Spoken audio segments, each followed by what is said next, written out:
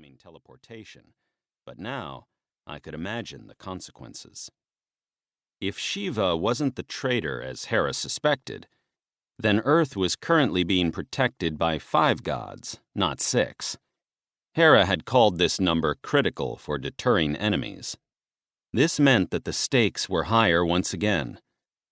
I reached out, touching the cold stone. Attention, insufficient access rights.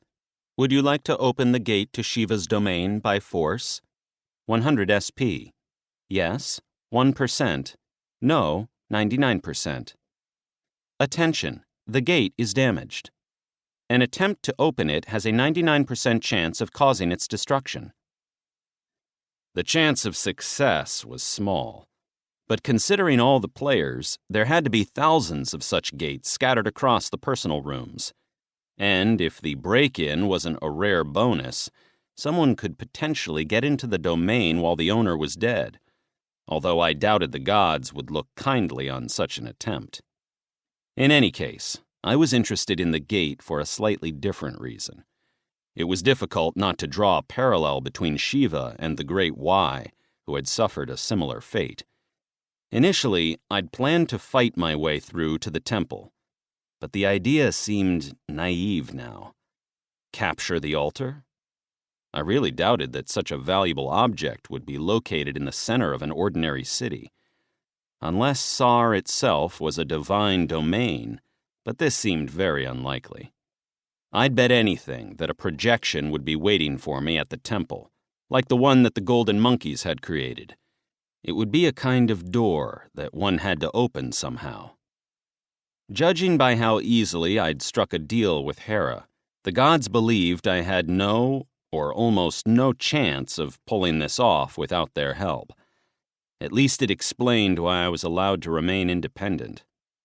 As usual, it was all assumptions, guesses, and theories. Time went on, but nothing changed. I'd have to figure it out as I went along. Time remaining, 52 minutes and 39 seconds. I'd checked everything I wanted here, so it was time to wrap up.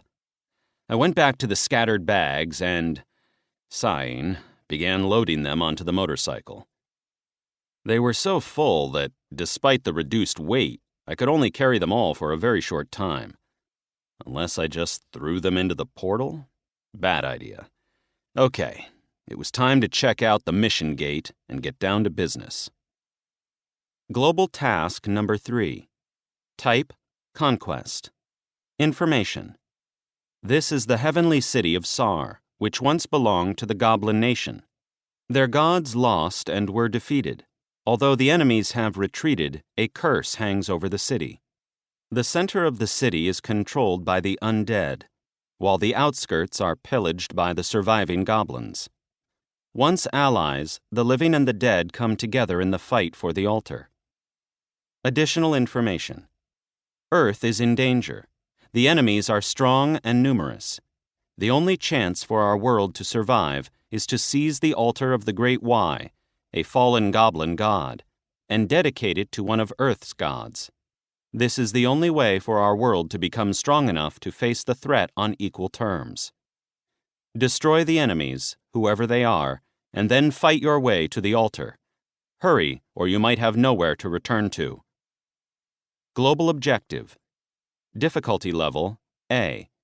Capture the altar of the Great Y and dedicate it to a new owner. Reward. Variable, depending on the choice. Allies. Players, 13,000 of 13,000. Anticipated enemies. System creatures. Undead. Goblinoids. Traitors. Followers of foreign gods. Local objective. Difficulty level, C.